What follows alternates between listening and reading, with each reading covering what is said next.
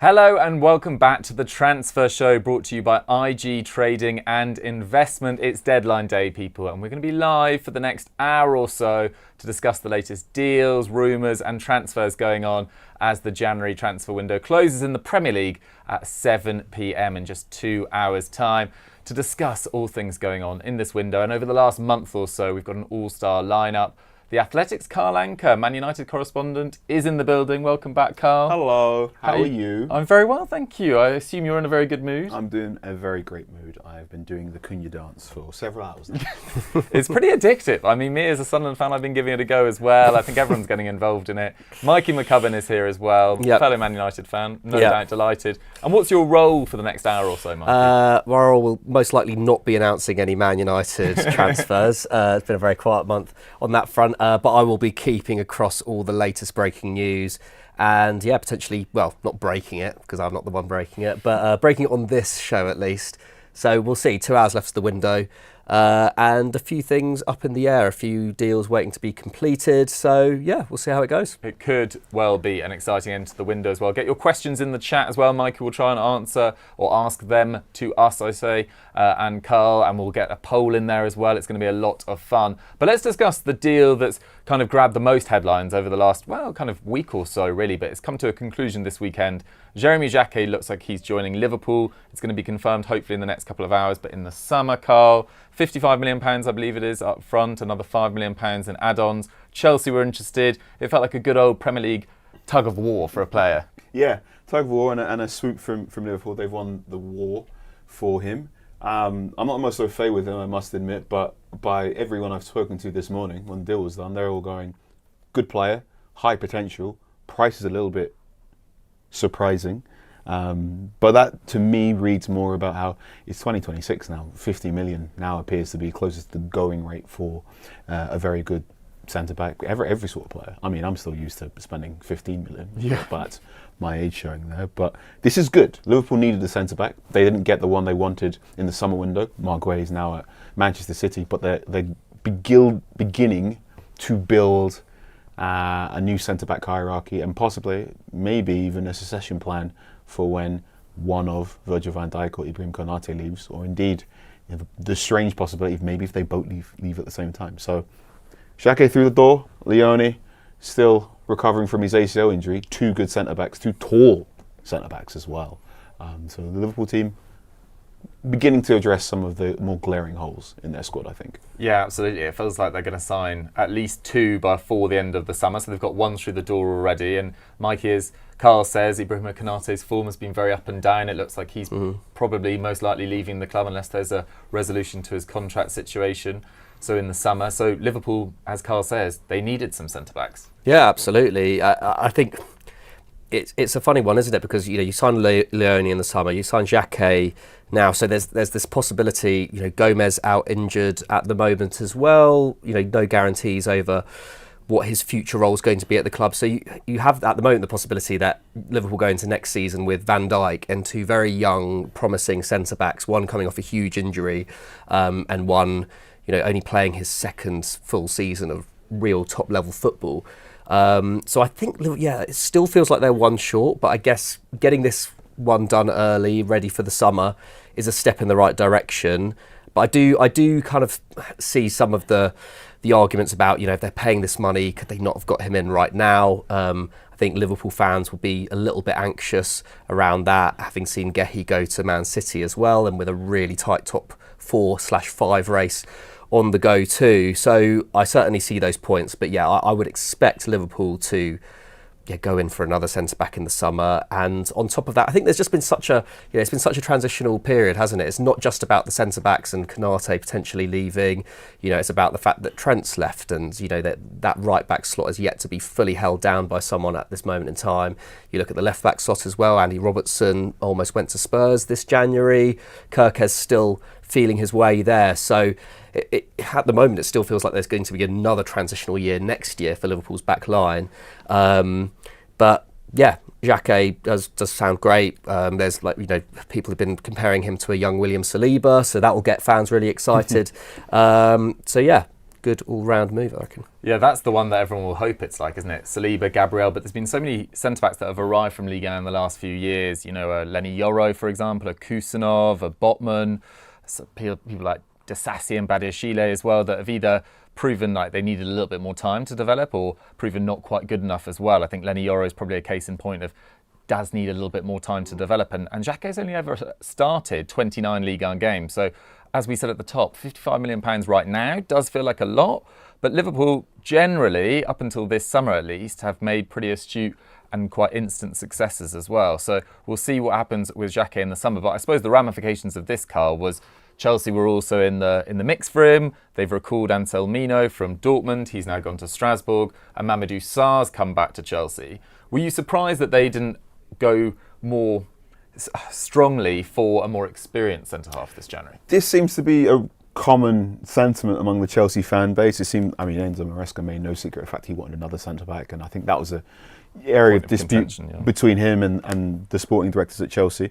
I think Chelsea have, one of the problems of Chelsea is they have a lot of centre-backs, and yet if you look at the most complementary partnerships, it's not quite there, it doesn't quite gel, the alchemy's not quite there. And one question I very often have on my whiteboard in my home office is, who is your team's strongest, air quotes, so who's your centre-back who wins the majority of the aerial duels? Who's the one that is a bit of a bully when things get down? And that's not necessarily your best one, but your physically strongest one. And for Chelsea, it seems like they've got a lot of young centre-backs, but no one who's really, I suppose the one I want to use is street smart.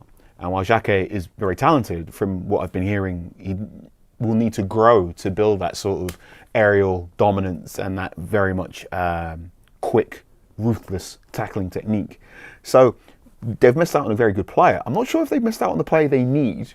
The player they need is sort of Fofana before the ACL injury, or indeed a slightly younger Thiago Silva to come back, a sort of a pace-setting or a tempo-setting centre-back. The problem is those players are incredibly rare, and it's not just Chelsea who want them. I'm sure Liverpool are looking for another centre-back in that mould who can sort of be the bridge between Xhake and Konate, and so on and so forth. So, yeah, really strange situation for Chelsea.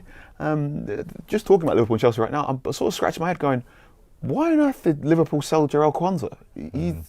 He's the centre-back that so many of these clubs want. I saw a third-choice centre-back that can step in and do things quite easily. Obviously, I know why Liverpool sold him, because they need to fund things elsewhere. But that sort of profile of a centre-back, I think, is becoming a little bit underrated. Not just in terms of quality, but also in terms of what they can offer a dressing room. And we were reflecting before we went live on this stream that when you were on the deadline day stream in August, you talked about Liverpool potentially missing leg day. Was the expression you used? I mean, that's been proven, I think, pretty correct. I mean, how do you kind of reflect on Liverpool's transfer business as a whole? Because Ekitike and Wirtz in the last few weeks has been excellent as well. But do you think they did make a mistake not signing these defensive recruits or centre-back recruits in the summer?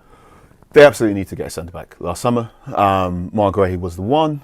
I think Liverpool, for various reasons, will probably regret the fact that they waited so long until the end of the summer deadline window before they made that move. And I mean, if you talk to people of important decision-making ability at Liverpool, they'll go, well, we tried all we could. And you're going, yes, you did.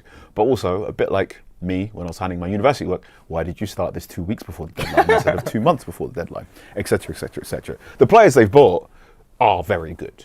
Hugo Ekitike is fantastic, and the goals he scored against Newcastle were phenomenal, and I'm very annoyed that he's not playing for Manchester United, because he's the exact sort of striker I'd love to have at Manchester United. That's not to say I don't like Sesko, I just like Hugo Ekitike a lot.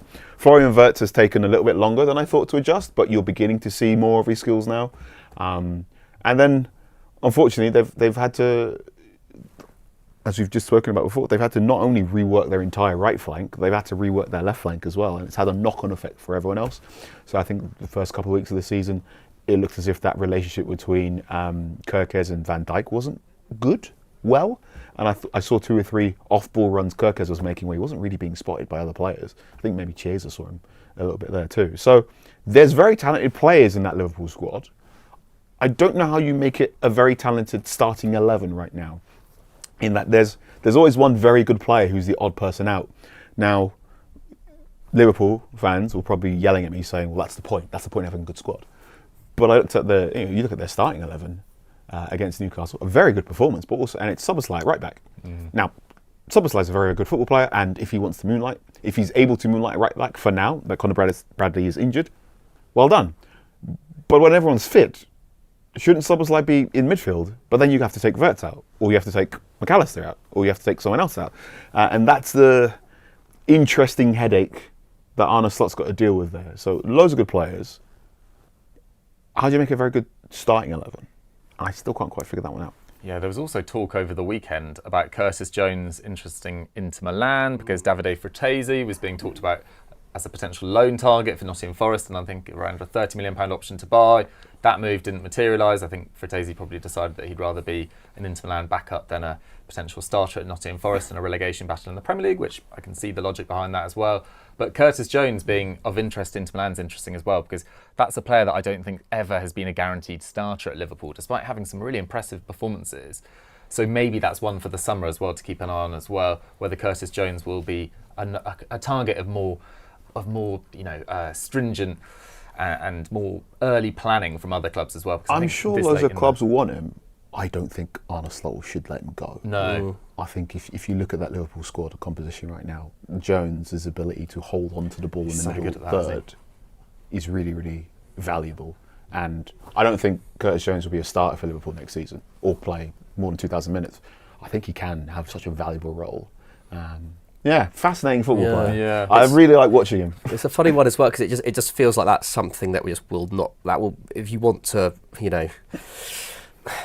really rile the fans up in the wrong way. I think that's the kind of player that you sell right. It doesn't really make sense from any perspective, unless you were to sell him for a really good price, £40 million plus to a top European club in the summer, because I think he'd be great at Inter Milan for sure, on the basis that you have a big deal lined up for Anderson, Wharton, a player of that calibre. Then I can kind of see it. But even then, you kind of think, is there not someone else you can shift to raise those funds? I know Curtis Jones as an academy graduate, is more valuable on the books than other players. But it just feels like you've got a really, really marvellous squad player there who I don't think is in any major rush to leave himself. Loves the club. It doesn't make sense to me at all. Yeah, I wonder whether he just thinks he could have been in England reckoning by now more consistently if he was playing more regular football. I really like Curtis Jones as well. Another transfer situation that's kind of been bubbling all window, Mikey, particularly over the last few weeks, is the JP Mateta to Nottingham Forest, JP Mateta to Milan, JP Mateta to Juventus. As it stands right now, as we're at 5:15, it doesn't look like Mateta's going anywhere. Well, I mean, he's not. He's certainly got going to Milan. That's been called off after that medical. Very quiet on the Juventus front as well. It's hard to say exactly whether that will definitely be happening or definitely not. The silence suggests that it's looking less and less likely. What we do know, at least from Sky's perspective, is that Strand Larsen has completed his medical at Palace and is just finalising his paperwork ahead of a £48 million move. And feels like that might have something to do with Mateta's fitness, that they're happy to get that deal over the line regardless. Obviously, Strand Larsen, plays in a similar shape at least at Wolves to Glasner's system at Palace. Of course, Glasner isn't going to be there as things stand in the summer, so will Strand Larsen still be suited to that Palace side? But he has proven himself as a Premier League goalscorer, at least in his first season last year. Gone off the boil this season, but in a Wolves side that has on the whole gone off the boil. Younger than Mateta, better recent fitness record than Mateta. So it'll be interesting to see how he does. But Crystal Palace has weirdly kind of been the story of this January window, hasn't it? Who could have thought that back in September, when they were still riding high off the FA Cup and Community Shield, and what were they, about 4th or 5th in the Premier League, posting some of the best underlying numbers in the Premier League, that it would come to January and things, this entire project seemed to kind of fall apart in about 2 weeks. Interesting times for Crystal Palace. Yeah, I mean, Carl, how do you feel like Crystal Palace would be placed going forward if they have Mateta guaranteed until the summer by the sounds of things, and then most likely to leave with a year left on his contract, and seemingly wants to leave as well. And Strand Larsen for the rest of the season. Do you think that they've ended up stronger in a forward area with Brennan Johnson having arrived as well? I think it helps. I think by what we're hearing from AC Milan, in that Mateta seems to be carrying some sort of underlying issue or injury. The idea that Larsen coming in maybe is not planned, but if you can play a couple of games, particularly in Europe as well, that Thursday-Sunday treadmill has been spoken about by so many managers now. I remember speaking to Eric Ten Hag about it when Manchester United were in the Europa League in 22-23, and he explained not only is it quite difficult in terms of the routine, but also he said it knocks Friday out of your training day, because Friday now is a recovery day, whereas Friday, when you're in the Champions League, or if you're not playing in Europe, can be video day or a training day. And he said it just makes prep for your Sunday matches that much more difficult. All you need, if you're in an away game, you're on a plane somewhere. So Strand Larsen can take some of that burden, allows Mateta to build up whatever ailment he's currently dealing with. He can rest up for that. I think that helps. By all accounts, it doesn't sound like Mateta is the sort of football player who will spit his dummy out.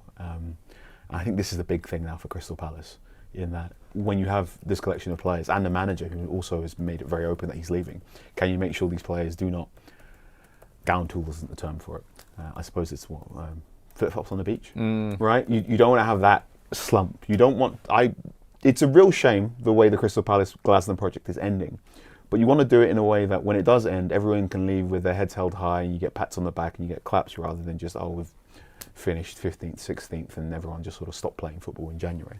I think Mateta is a very good professional, an astute professional, and if the problem is the reason he's not running is because he can't run, rather than the reason he's not running is he will not run, Strand Larsen coming in can help with that one. The really interesting thing with Crystal Palace to me right now is, it was only, I want to say, last year, Oliver Glasner was talking to Paul Merson saying, I play 3-4-3, not because that's my preferred system, but because that's built for Crystal Palace's squad. I think he's spoken before about how his favourite formation is actually a 4-4-2. And he's also, like many other coaches said, formations don't really matter, it's about intention and profile. But now I'm looking at Crystal Palace, I'm looking at the players who are injured, I'm looking at the players who have gone, and I'm sort of scratching my head going, back four, maybe? A 4-4-2 with Mateta and Strand Larsen, I'd like to see it once. Yeah. Bit of a throwback to the noughties, that'd be great to watch. I think they also haven't necessarily signed a natural Gehi replacement just yet as well, so they're weaker at centre-back for sure. In terms of the options of where he was going to go, he said, I think, publicly, maybe a month or two before the window opened, that he wanted to go to Serie A, which is really interesting because Milan, who were looking at him, had already signed Fulkrug on loan, so I felt pretty sorry for him, but then he broke his toe, I think in one of his early games for Milan had a as well. very strange first week. So he breaks his toe in training, gets burgled in his, I want to say, hotel room, and he loses several £1,000s worth of watches and everything else. And then even though he's got this injury, he scores very, very early on into his AC Milan career, which, look, if you're ever going to be a striker playing for someone, becoming beloved with the AC Milan fan base is 2 thumbs up. So really, really interesting there. And I hope I'm not too harsh by saying Mateta's a better striker than Fulkrug. Yes. Or offers more than Fulkrug. For all Fulkrug's many strengths, he is not quick. No. And I think Mateta being in Serie A is a very intriguing prospect, and I can absolutely understand why Mateta wants to be there. Obviously, he played for France's Olympic team when they finished silver medalists not too recently. France's squad depth is so deep and unbelievable. It's that really interesting in that Mateta probably isn't the top 3 striker in the France national team options, because he's of such a rarer profile of a striker. I can see someone like Kylian Mbappe or Hugo Ekitike going, I would like to play off Mateta. So whatever happens to him between now and the end of the season, he needs to get fit and he needs to play enough minutes to possibly convince Didier Deschamps to invite him on at least the March international. Yeah, absolutely. And then I think the Juve deal is interesting as well, in that they've got Vlahovic, they've got Openda, they've got Jonathan David, who must be, between the three of them, on pretty enormous wages. I don't think any of those were going to leave before the deadline closed as well. So maybe that feels like one more for the summer as well, and I wouldn't be surprised if a Premier League club looks at one of those players, because none of them have really pulled up any trees so far this season at Juventus. There are some other deals that have been talked about, and I mean, we got off to a bit of a flyer in the first half of the morning where there was talk about Sandro Tonali. Now, Carl, your colleague at The Athletic, David Ornstein, has come out and said that his agent effectively went into talks with Arsenal, not that the Newcastle showed any interest in selling Sandro Tonali. But how would you think about Sandro Tonali potentially joining this Arsenal side? It doesn't look like it's happening this window. It might not ever happen in the summer before all Newcastle fans lose their fingers typing so fast. But it's an interesting prospect. Real eyebrow-raising one. And David has reported excellently explaining the sort of confusion here. So what we do know, Mikel Merino has injured his foot. Mikel Arteta has said that Arsenal are doing everything within their power in this very, very quickly closing window to get someone else in, which you're going, well, isn't that Norgard? Shouldn't that be Norgard's role just to step in there? But okay. So it appears that one member of Tonali's representative team has got on the phone, seen this opportunity and gone, would you like to have a conversation about Tonali joining Arsenal in this very, very fast-moving situation? And Arsenal have gone, I don't even know what Arsenal's response is. But Newcastle very quickly like, what on earth is going on? Absolutely not. Which is correct, because Tonali's so important to how Newcastle play. When everyone is fit, when it's Bruno Guimaraes, Tonali, and I suppose Joe Ellington, that midfield three is incredibly well balanced and, quite frankly, disgusting to play against. I mean that as a compliment, Newcastle fans. It's disgusting as a compliment. There's a great description about the New York Knicks in the 90s on the Pat Riley, and how one of the rules was whatever happens, you don't get hit in the middle. And they said playing the Knicks is like trying to get on a seat in like really crowded public transport, because like maybe you can get through, but it's all arms, elbows, and this and this and this.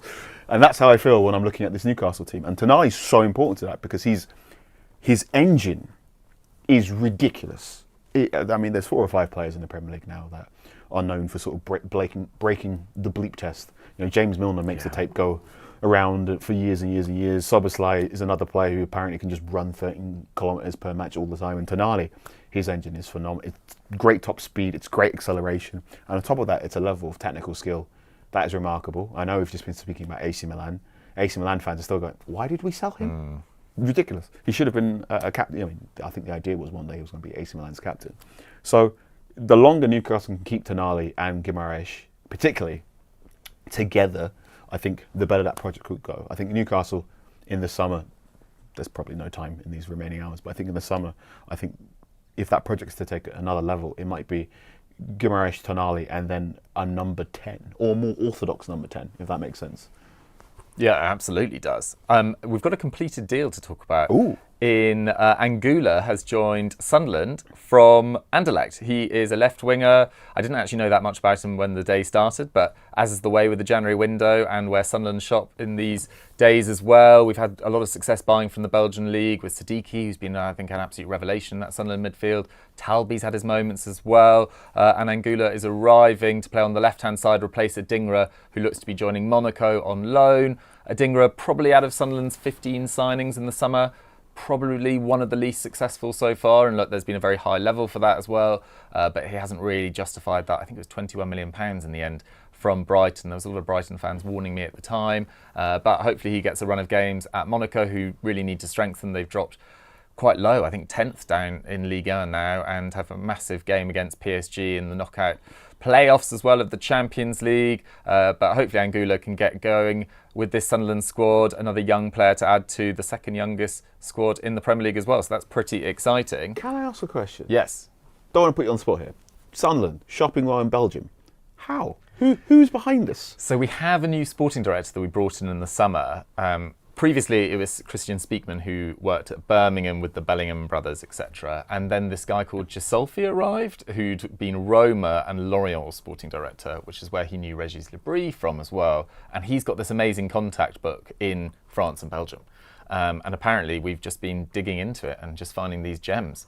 And it's a league that I don't watch on a weekly basis as well. So I've mainly gone off sort of accounts on Twitter that have talked up these players, and some of them seem like real gems. And most people that saw Siddiqui in particular join Sunderland and thought, what a bargain at 15, I think it's £15 million or so. And already he feels like, along with probably Robin Roofs, one of the players that Sunderland could have a massive massive upgrade in price and make a huge profit on this summer, which I hope doesn't happen. At the same time, if you are going to lose them, sell high, as it were. So yeah, let's see what happens there as well. Another completed deal today was Alexander Zinchenko going to Ajax for 1.5 million euros. I know he's out of contract this summer, but that feels like a really excellent deal for an Ajax side, although he has struggled somewhat at Nottingham Forest. I mean, Mikey, it wasn't long ago that Zinchenko at Arsenal was a really key part of that project, and then with Fury, and there's been a number of other, and Lewis Skelly's emergence, he probably just slightly lost his way. Yeah, also, I mean, they Arsenal signed him in 2022. That's 4 years ago now. He was kind of at the peak of his powers at that point, but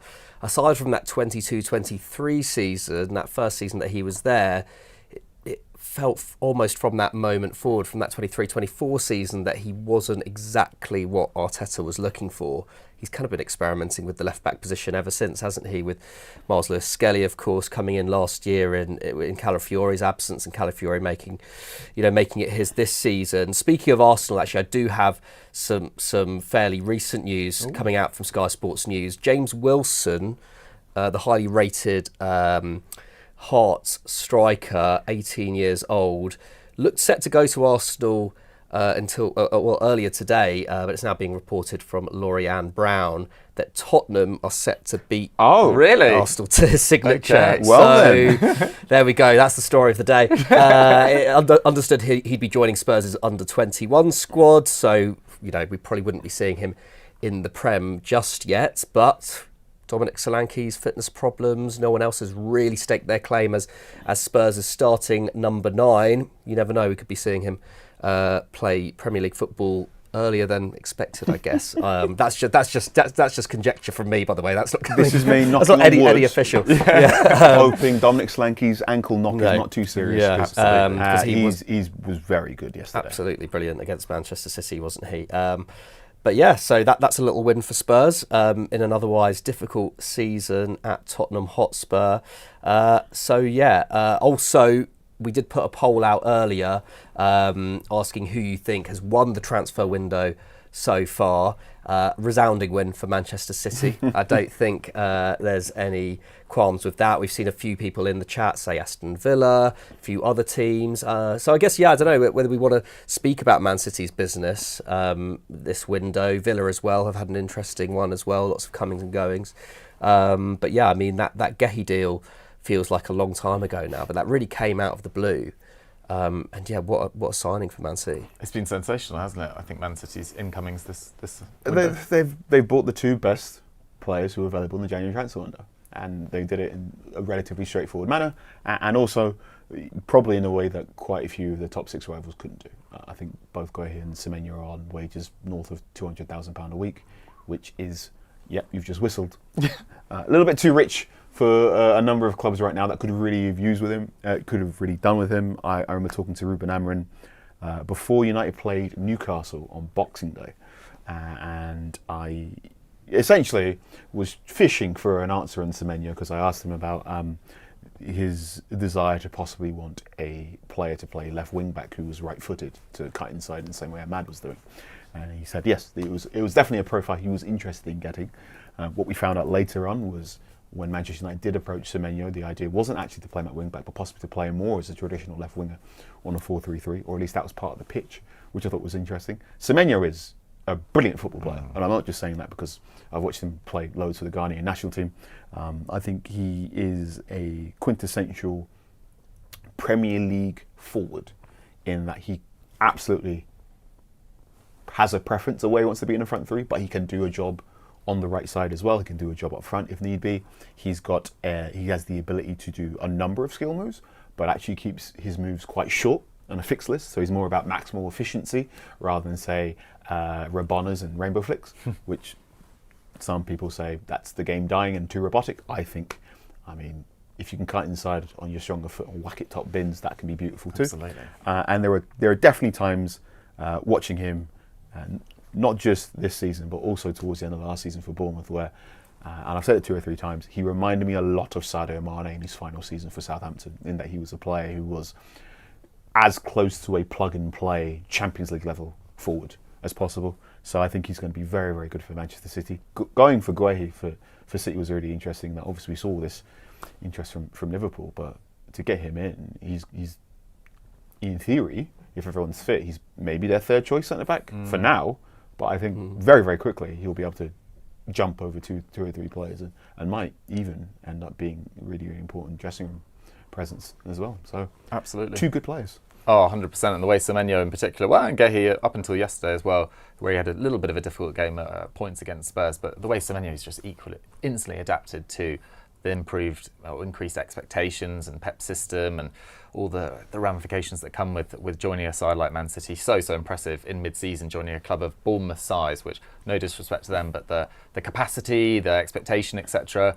And also Bournemouth, shout out for them for replacing him with Ryan, and the people I follow. Very good move. Who follow South American football more strongly than I do, think that's an amazing coup as well, and a brilliant assist on his debut this weekend as well. But Gehi I love just because the ramifications of the other effect it had on the other sort of top 4, top 6 clubs as well. You know, the fact that Liverpool wanted him and have now spent this huge amount of money on Xhaka, who can't arrive till the summer. The fact that Arsenal were linked with him, which felt a little bit unnecessary from Mikel Arteta again, but you know, probably didn't need another centre-back of Gehi's quality as well. But it feels like Chelsea felt like a really great landing spot for Gehi as well. So sometimes a transfer is about what it does to you, but also what it takes away from the potential of your rivals as well. And Gehi just ticks every category. It's funny with Chelsea, isn't it? It just feels like, given the reports that we saw about Gehi's wages at City, it just feels like that Chelsea can't even consider that, given their wage structure these days.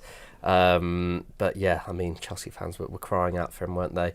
We've got some latest news coming in from Sky Sports News' James Savundra and Rob Dorset. So you might have been keeping up to date with the Crystal Palace Dwight McNeil situation. Another Crystal Palace story that's been rumbling on today. We heard earlier that it was unlikely that move was going to happen, but now it's coming out that Crystal Palace have tabled a very late bid of £20 million for the Everton winger. He's been targeted by Forest as well. That was initially as a loan deal, but now Palace coming in with this £20 million offer is interesting. Everton, meanwhile, are closing in on a deal for Tyreek George from Chelsea on loan. Of course, this happens in the context of Jack Grealish being out for the rest of the season, so they definitely need reinforcements in that forward line. So according to these reports, that move for Tyreek George could open up a move to Palace, and 20 million would be a great fee, of course, for Everton to receive for him. So yeah, a little bit of a merry-go-round going on here. I mean, I'm particularly excited by Tyreek George to Everton, to be honest, because he's looked really, really promising in the limited minutes we've seen of him at Chelsea. So yeah, I don't know what your guys' thoughts are on this. Yeah, I totally agree. I mean, Carl, I think he made his debut in August 2024, so the start of last season. But at points last year in the Conference League and even in the Champions League this year, I think he scored against Ajax. Tyreek George felt like a player that was maybe not quite ready for Chelsea just yet, but Everton feels like he could make an impact there. Yeah, there's a player there. There's a player there, absolutely, and someone who probably is more comfortable in the, like you say, the sort of 12th to 8th weight class rather than the top 6 aspirants. The more minutes he can play, the better. I think Everton are moving quite intelligently now, in that, I mean, only a decade ago they were spending a lot of money on number 10s and spending a lot of money on players that couldn't all fit together in the same lineup when they were fit, which I think is always the big red flag of a transfer window, which is when they're all fit, can they all work in a starting lineup? The answer is no. They're like, well, that's a bad window. Where I'm constantly always looking at Nottingham Forest going, what are you doing? Yeah. So well, they don't put it online because they come for you. No, Nottingham Forest have found whatever Nottingham Forest are doing works for Nottingham Forest. Yes. However, I'm always constantly going, another one? You please correct me.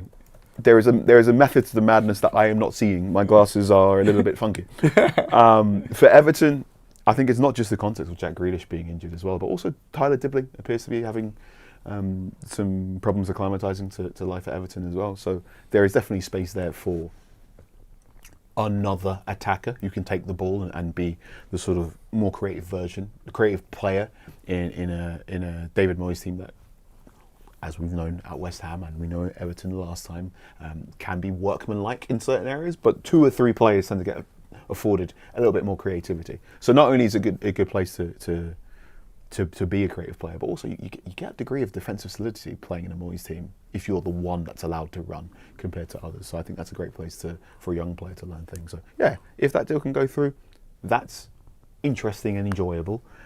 Crystal Palace again going, okay, makes sense. Dwight McNeil's a very, very talented player. I think for a good chunk of Sean Dyche's time in charge of Everton, Dwight McNeil was the standout player. Or indeed, the game plan was Dwight McNeil was going to be our only player who can beat a player, if that makes sense. And him going to Crystal Palace is fun. But then again, I'm also going, surely this is, I think Crystal Palace are building a 4-4-2 team, aren't they? It does sound like it. His delivery from wide. Yeah. I mean, what a great crosser of a ball in his prime in particular. We haven't seen so much of him at Everton in the last 18 Still only months or so. 26 though. Wow. He's been around for a long time. Like, we forget. He made his debut at like 18, Yeah, 19. he was kind of Burnley's one of Burnley's star players at about 18, 19. So yeah, still kind of in his peak years. Yeah.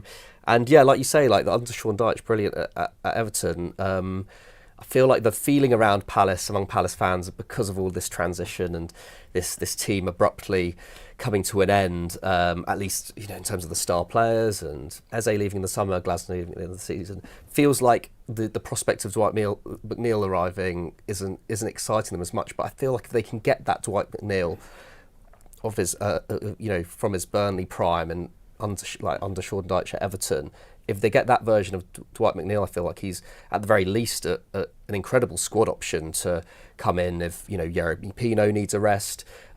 We also saw him, I think, under Dyche kind of play in slightly more central areas as well. So yeah, I quite like this. I do quite like this. I like it. Yeah. There we have it. There's also a couple of potential outgoings out of Chelsea today. More outgoings out of Chelsea, I should say. Axel Disasi, he's been linked with West Ham. West Ham, Carl, have had a really difficult time defensively this season. I don't think any Premier League side has conceded more goals. I don't think anyone's been, particularly West Ham's fans, have been particularly impressed with the performances of Kilman and Mavropanos and Todibo. Disasi showed at parts during his time at Chelsea, but particularly on loan at Aston Villa last year, that there's still a player in there. Yeah, there's a player of skill in there. Everything we heard about West Ham, I mean, very, very early on into this season, we were hearing noises that West Ham were more or less saying, my bad, we got it wrong, we're going to spend big in the January transfer window. So it's Adama Traore's come in. The Callum Wilson to and fro and he's back was really, really interesting as well. And they're bringing in players of very obvious skill sets. I think watching West Ham, I mean, even in November, I was going, this team, they looked old and they looked slow. And they're, I mean, you have that, you get in a player like Adama Traore, you are beginning to solve your pace problem by bringing in Adama Traore there. And Disasi increases their pace, increases their legs. I think one problem West Ham have, and I've mentioned this to you before, is a lot of their defenders don't talk. Or they're not gobby. And this is one of those things that doesn't really pop up in a spreadsheet or necessarily in Y-Scout footage too much. But if you are a season ticket holder, and to every single fan, it's like, whack it in the comment section. Who is the mouthy centre-back? Who is the mouthy one? Jamie Carragher, yeah. Who is the mouthy one in your back four and your back five? Because I think it's such an important role. Aaron Wan-Bissaka was not the most vocal defender when he was at Manchester United. And I think that played a real issue, particularly when the ball was coming in from crosses, because he wasn't shouting man on, he wasn't doing those sort of things there. And from what I've seen of Todibo, for all of his many skills, he too doesn't seem to be shouting those left, right, I'm here, man on, dude, take a touch there, which can create this sort of compound issue on one side of the field. And I think that's why West Ham have conceded so many unusual goals. I don't want to say bad goals, but unusual goals that you can't really coach. But weird things happen to West Ham. So if Disasi can come in, and if he's given a remit of get in there and just be in someone's ear, I think that's really, really important. This West Ham team are really into a relegation battle, and they have to make sure all of these January signings hit the ground running. I think they played well in parts against Chelsea, but I don't know. It must be so gutting. I think they're pretty outstanding for like the first 55 minutes by West Ham's season standards, and to get nothing, big blow. But yeah, they did beat my side, Sunderland, very comfortably the weekend before as well. Mikey, we mentioned earlier Aston Villa having quite an intriguing January. Evan Gessa, who they only signed in the summer, being loaned to Crystal Palace, another player at Crystal Palace, which we didn't mention as well. Tammy Abraham returning, Daniel Marlon leaving. Douglas Luiz is back.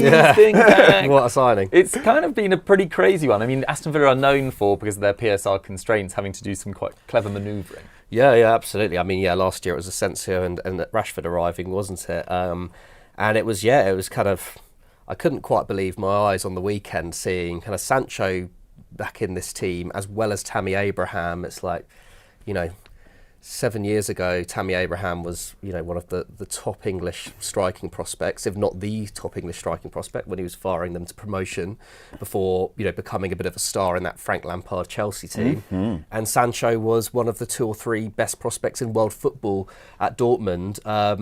And unlucky that Tammy Abraham's goal was chalked off, but both heavily involved in that goal. Interesting times at Aston Villa once again. I really like the Douglas Luiz move. He was absolutely excellent under Emery before leaving for Juventus. Daniel Marlon, I think, is a bit of a shame, because I think he was really effective off the bench and providing that option both out wide and at centre forward. But the fact they've got Tammy Abraham back is he is a good quality backup for Ollie Watkins. Obviously, he's had his injury problems over the years. Hasn't had a real stellar season since his early days at Roma. Leon Bailey being recalled, I guess, is just kind of, Daniel Marlon out, Leon Bailey back in. I think they've got a squad that is probably maybe just a little bit stronger, a little bit more depth going into the back end of the season, because it looks like at the moment they're being dragged into a kind of top 4, top 5 race. That title challenge always felt like it was probably going to be a bit short-lived, just because their squad just doesn't match up to Man City's and Arsenal's in quite the same way. And when you lose Tielemans, Camara and McGinn in a week. Yeah, I mean, that's a big one, isn't it? So I think, Emery's been able to shore things up a little bit in that sense.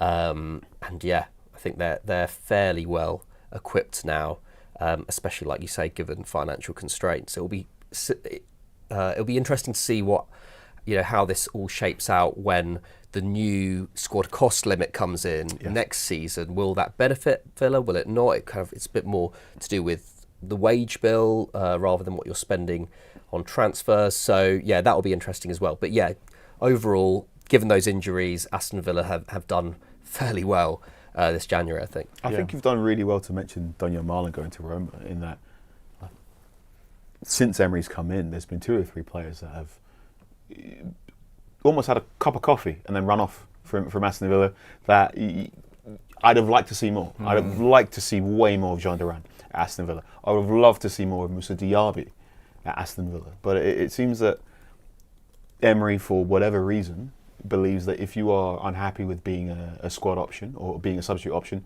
you are free to go. A little bit like Pep Guardiola in phases at Manchester City as well.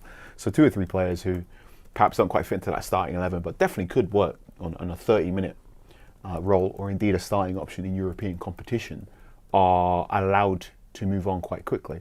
And for now, I don't think it's burnt them too badly. I think Villa are very, very well equipped to make a very deep run into the Europa League, if not win the tournament entirely, as is Emery's as is his way. As is his way. So there's that there. And then, I mean, the top 4 race, top 4, top 5 race, it is looking increasingly now. 5th place will get you Champions League football. And that's looking increasingly congested thanks to Michael Carrick's recent intervention at Manchester United as well. So, I mean, Villa didn't get Champions League football due to the last day of last season against Manchester United. I think they were going to be in a big fight towards the end of this season to make sure they get there. I think they should shade it just a little bit. I don't know who they're shading at the expense of just yet.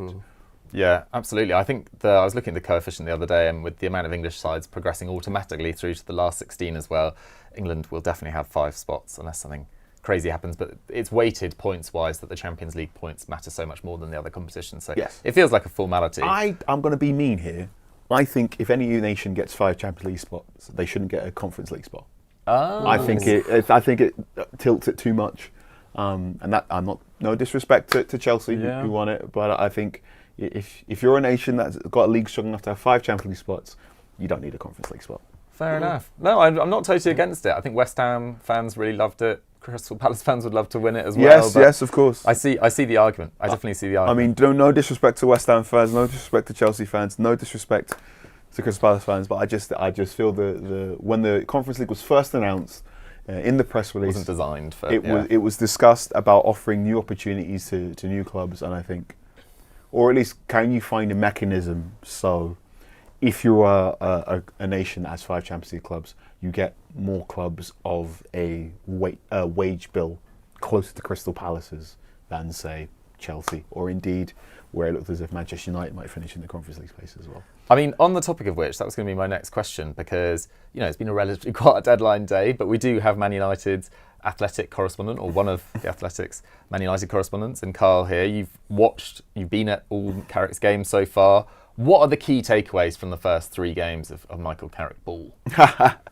takeaways, they play a lot like Middlesbrough under Michael Carrick. So it's a 4-2-3-1. It is a fairly compact 4-4-2 when out of possession. It's less about chasing the ball and pressing high and more about making sure you're in a compact shape. So in the Manchester derby, there was a little moment where it was Ahmad and Mainu trying to press Donnarumma up high, and then Bruno Fernandes gave a call, threw both his arms up, and then everyone went, oh, we've got to retreat, and they all retreated back at pace, which was really interesting as well, because there's been multiple United managers since Alex Ferguson's retirement that have tried to get the team to defend in a compact 4-4-2, but their lines haven't been compact enough, and the pace at which they retreat hasn't been quickly enough. But for now, it's working really, really well. Something that's also quite interesting is that Steve Holland is one of Michael Carrick's assistants. Steve Holland worked very closely with Gareth Southgate. I should say Sir Gareth Southgate now, shouldn't I? Yeah. Sir Gareth Southgate during, let me get this correct. In World Cup 2018, Euro 2020, World Cup 2022, and I believe he departed before Euro 2020. Oh, really? Was he not there for 2024? Or part way in the lead up there. I'm not entirely sure if he was there entirely. Now, I covered England over Euro 2020, and by all accounts, the majority of the noise I was hearing was Steve Holland takes care of training on England camp, and it was very much a sort of good cop, bad cop relationship between him and Southgate. And Southgate was very much pay attention to what Steve Holland's doing, and I'll make sure the environment around this camp is more positive and gets the best out of you, and you are more relaxed and you don't worry about taking penalties. But very much in terms of X's and O's, Holland takes care of that. And there are times, I'd say particularly when I watch them play against Arsenal, where United's off-ball setup was, you blink and you go, that's England from Qatar 2022. In a compliment. It's when they want to attack, you very often see one fullback really, really get forward. For the most part, it's Luke Shaw at this point in time, and the other one tucks inside, creates a back 3. So it's a 3-2-5 as you get more forward there. Very, very interesting. Patrick Dorgu just recently been announced as Manchester United's Player of the Month for January. Unfortunately, he's going to be out for the next 10 weeks due to a hamstring tear. So they look happier. That's not to denigrate Amarin or say anything, but they seem to have a positive momentum to them that I haven't seen in a little bit. It's playing with a back 4. That's more about make sure the box is protected rather than win the ball close to their box as well. We're seeing 2 or 3 players have shots and score goals from ridiculous range. Which always fun though. Always fun. And I know the XG people, and I am an XG person, will say it's unsustainable. But the thing I often say is if your team goes from struggling to be able to score goals to all of a sudden scoring 20 and 30 yard goals, that indicates something's going well on the training ground and players have bought into whatever methods are being passed around. So that's also good. I'd say one noticeable shift is, I've been to a lot of Michael Carrick's press conferences now, and those press conferences aren't generating back pages in the way they used to. So, Michael Carrick keeps it simple, very understated, and also Mainu's back in the starting lineup. It's nice. And it's very nice. It's very pleasing. I think if you're Thomas Tuchel, I wouldn't be surprised if Thomas Tuchel travels to Old Trafford in the next couple of weeks to have a look at Mainu, because I love Mainu, and I would like him to be in the World Cup squad. That would be great. There is a lot of competition there as well, I suppose, with Rice and Wharton and Anderson. But Mikey, bringing it back to sort of transfers, from a Man United perspective, do you think this transfer, or the summer transfer window with Lomans and Mbumo and Cunha arriving, it's ageing very well. Ageing incredibly well. And Šeško to some extent. Yeah, and even when you look at... Šeško's been good. Yeah. I think even when you look at previous transfer windows to that, there's a few, if not major hits there. It has at least... I think, justified or is beginning to validate Ineos's approach to the transfer market, in that there is, especially now with this formation, a bit more of an identity to this squad. Obviously, the big question is, and I'm not sure we'll have time to answer it because we need to wrap up fairly soon, is the Casemiro question, of course. Yes. Lots of chat over him, and he's leaving in the summer as things stand. So it feels like United really, are pretty much under obligation at this point to go big for a Wharton or an Elliot Anderson type midfield. Of course, we know about their long-standing interest in Carlos Baleba. Do they even have the funds to buy two midfielders? Because it feels like they need to buy two top quality midfielders. I have had producer Pete in my ear saying that we need to wrap up soon. Okay. So we need to move on to our final segment, I believe. Yes. If you want to introduce It's time. It's time, guys, for our smartest investment of the window, brought to you by IG Trading and Investments. Now, throughout the window, we've been doing our favourite rumour or completed deal of the last week. This time, we're doing our favourite completed deal of the entire window. We'll give Carl a second to have a think, Mikey. So, in terms of your favourite deal completed so far, with just over an hour to go. Nothing from today. I actually don't mind the Ljorgenstrand-Larsson deal to Palace. Of course, that hasn't been exactly completely wrapped up yet, but I expect that will be done, given the reports that we've seen. I've kind of got to bring it back to Gehi to Man City. I think that's a really big transfer. I know, Carl, you were saying, as if everyone's fit, he could be third choice, but honestly, I kind of feel like, how much longer does John Stones have at the top level, given his fitness problems over the last couple of years? Ruben Diaz, of course, is a massive leader there as well, but Gehi has, at this point, almost as much leadership experience as him, especially in that England back line as well, how well he's been doing over the last couple of years. And also, I think, in the context of, Kusanov coming into the club last year, Elaine making his first starts this season as well, someone like Gehi coming in and, probably in the next few months becoming part of that leadership team, when you've got Bernardo Silva ageing out a little bit, still a key part of this squad, of course, but not the player that he once was. Kevin De Bruyne leaving in the last few years, a number of leadership figures in that squad. It feels like Gehi is going to very quickly become a very important part of whatever this next era of Manchester City is going to look like, especially when we've seen, speculation over Pep Guardiola. Is he even going to be Manchester City manager this time next year? Someone like Gehi, I think, will be, a really, despite only just coming in, I think he's going to be a really important part of whatever this transition is going to look like at Man City. Obviously the Semenyo signing's sensational as well, and he's had a great start, but Gehi, I think, in terms of forming the foundation of whatever Man City are going to look like next, really, really important. No, I totally agree. I think if you're moving Gvardiol back to left back and then it's Gehi, Diaz and potentially a new right back in the summer in front of Donnarumma, that's quite ominous. That's fun. That's quite ominous for their rivals going forward. Carl, what about you? Your favourite completed deal at the window? Favourite? I don't like the fact Semenyo went to Manchester City, but it's a very good deal. Okay, it's not my favourite deal, but it is the deal that I'm going, yeah, good. This one will work. Yeah. And of course, you're seeing it work because I think I have total belief in Semenyo's talent.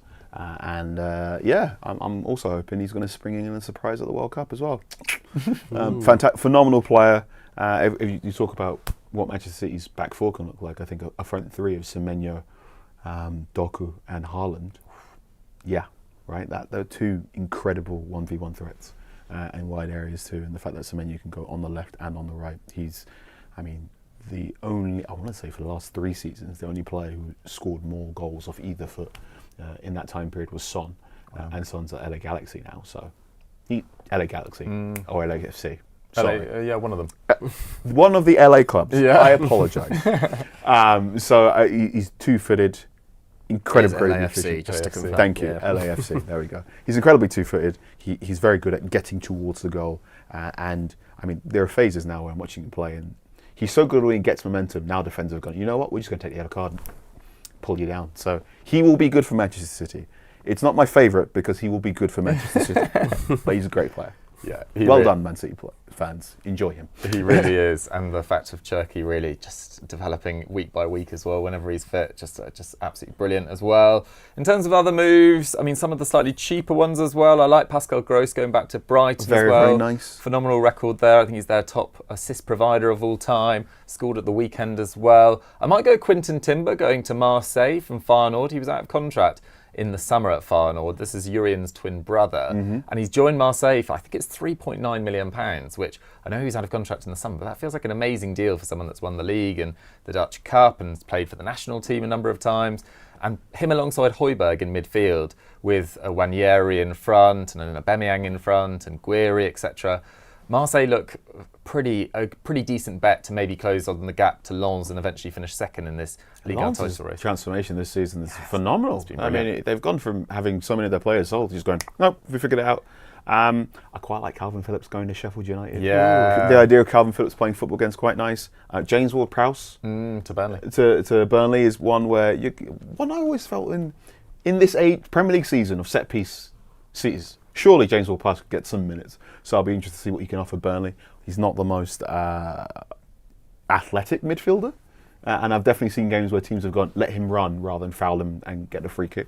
But I'm interested to see him play. By all accounts, he's a phenomenal professional, and he's one of those. He's got the Declan Rice thing in that he seemingly never gets injured as well. So him playing football again is quite nice too.